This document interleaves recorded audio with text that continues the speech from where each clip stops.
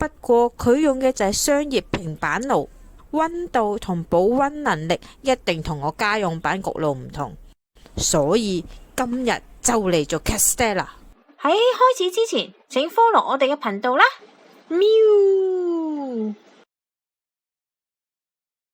材料同成分都係一模一樣，麵粉、蜜糖、葡萄糖漿都有保濕嘅成分，令到蛋糕比較濕潤。牛奶或者清水，好多嘅糖，同埋好多嘅雞蛋。未開始之前，攞一個細杯量度佢本身嘅重量，加滿水之後嘅重量。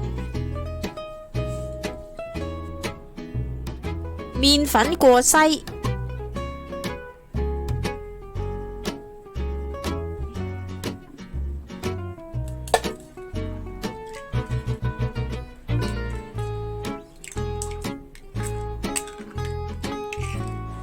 另準備3隻蛋黃，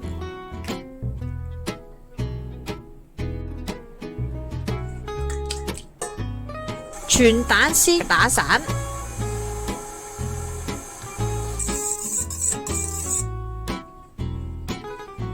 加入砂糖，快速攪拌。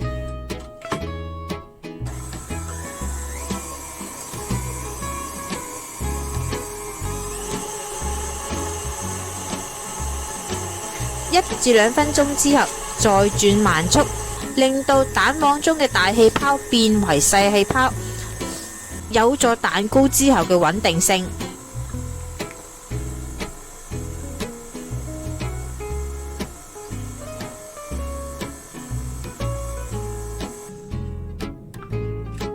雞蛋應該打至順滑，冇乜氣泡，但係未到絲帶狀嘅效果。好難預測，呢個時候可以用返之前嘅細杯嚟量度，細盒完全填滿。蛋嘅重量除以水嘅重量，你嘅重量如果係0.37至0.4，代表蛋黃打發嘅程度已經適合。你嘅比例係少過0.37，就要再重新打發。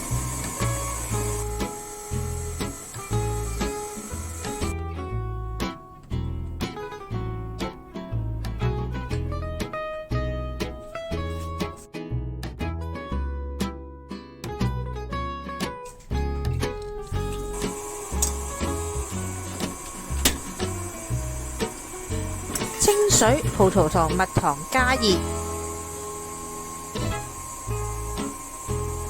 慢速攪拌，再加入之前分好嘅純蛋黃，繼續攪拌，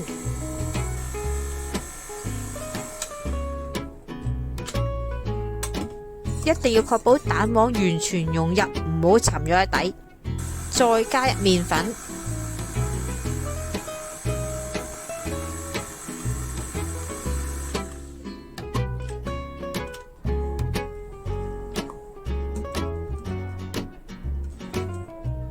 過篩，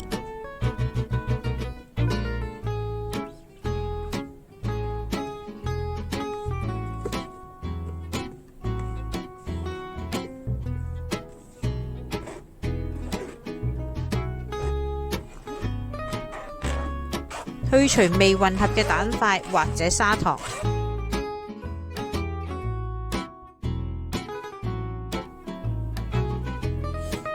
第二次量度蛋液嘅重量，大概應該係0.5左右。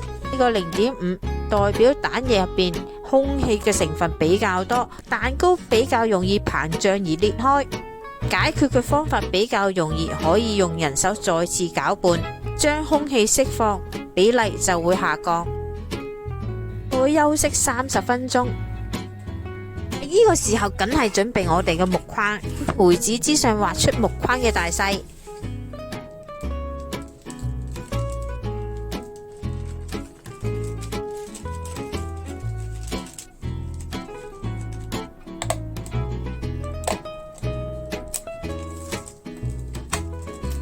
輕輕固定四邊，邊位就冇咁易萎縮。底部再加張烘焙紙，除帽就會比較容易。焗爐連帽預熱160度至170度。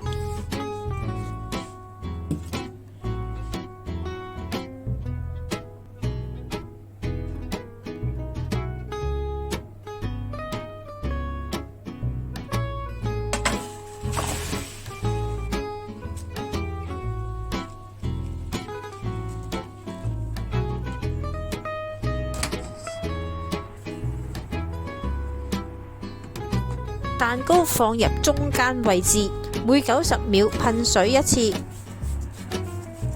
將表面薄膜同中間蛋液混合。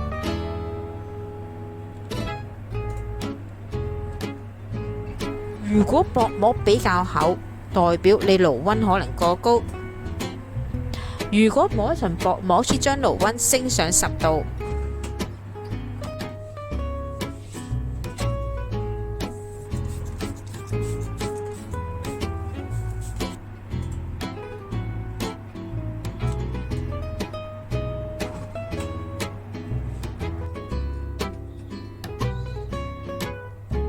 要蛋糕焗得好，以下我所講嘅說話每一句都係好重要。將中間層變為下層，爐溫升上180度，先焗大概5分鐘。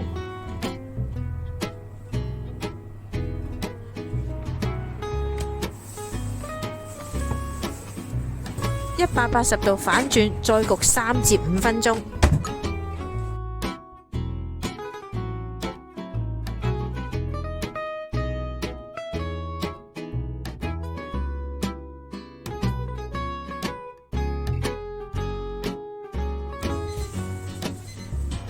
開細門，盡快放入另外一個 tray 或者錫紙，爐溫再轉165至175度，焗大概20分鐘。如果用家用焗爐，中間就唔好再次開門，蛋糕會因為內外溫度嘅差別而萎縮。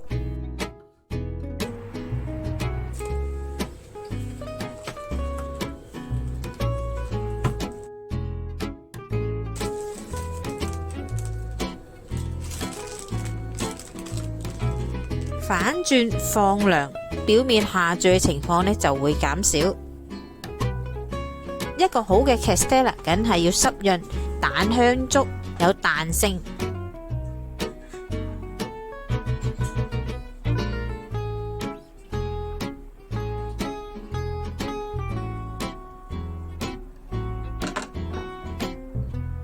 質地比較細密。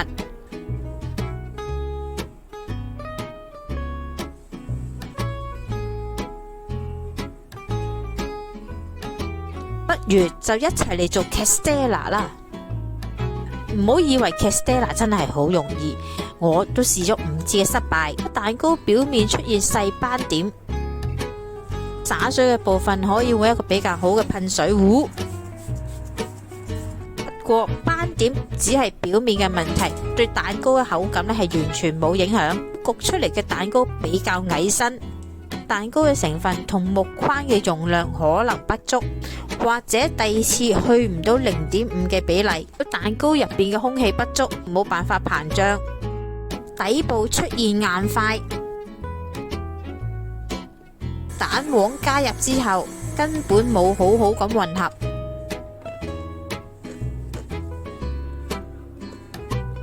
表面裂開，空氣可能打得太過。